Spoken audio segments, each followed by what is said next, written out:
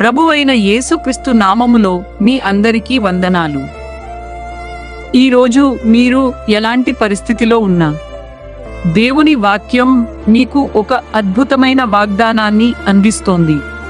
ఒక్క క్షణం విశ్వాసంతో వినండి.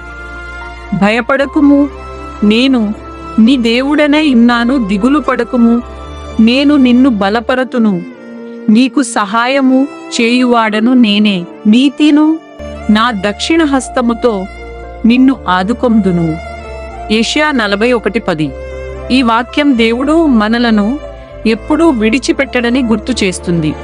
నీ సమస్య ఎంత పెద్దదైనా దేవుని సన్నిధి దానికంటే గొప్పది. ఈరోజు భయానికి కాదు, దేవుని వాగ్దానానికి చోటివ్వండి. పరలోక తండ్రి, మా హృదయాల్లోని ప్రతి భయాన్ని తొలగించి నీ సమాధానంతో నింపుము.